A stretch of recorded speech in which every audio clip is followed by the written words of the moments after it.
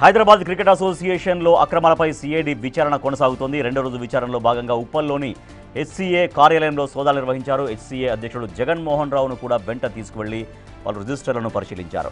IPL మ్యాచ్ల సమయంలో VVIP బాక్స్కు తాళం వేయడంపై జగన్మోహన్ రావును అక్కడికి తీసుకెళ్లి సీన్ రీకన్స్ట్రక్షన్ చేశారు.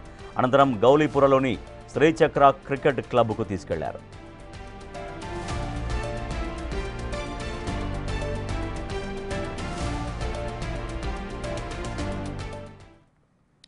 మా ప్రతినిధి సురేష్ మరింత సమాచారం. సార్ సురేష్, నిన్న హెచ్సీఏ ఆఫీసుకు తీసుకెళ్లి అక్కడ మొత్తం ఏం జరిగిందో రీకన్స్ట్రక్షన్ చేశారు. సో ఏం జరిగింది అక్కడ, ఎటువంటి ఆధారాలు నిన్న సేకరించగలిగారు?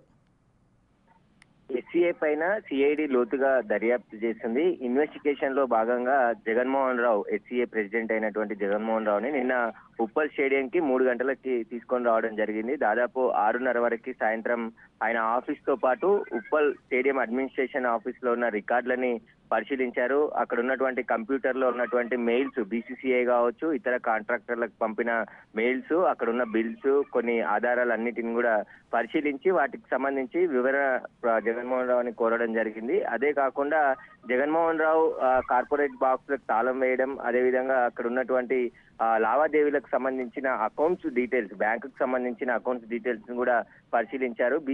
బీసీసీఐ నుంచి సంవత్సరానికి 70 నుంచి 80 100 కోట్ల వరకు కూడా డబ్బులు వస్తున్నాయి. ఆ డబ్బులన్నీ కూడా ఎక్కడ ఖర్చు పెట్టాడనే దానికి సంబంధించి కూడా విచారణ చేపట్టడం జరిగింది. అయితే సుదీర్ఘంగా 6 రోజుల కస్టడీకి అనుమతించింది కాబట్టి ఈ రోజు 3వ రోజు మళ్ళీ ఈ రోజు కూడా నిందితులందరినీ కలిపి విచారించబోతున్నారు. మళ్ళీ దాదాపు ఈ కేసుకు సంబంధించి ఇప్పటికే అనేక ఆధారాలు CID సేకరించింది.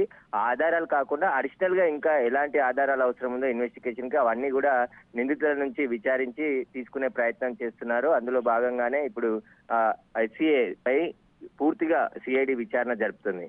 Right, thank you Suresh.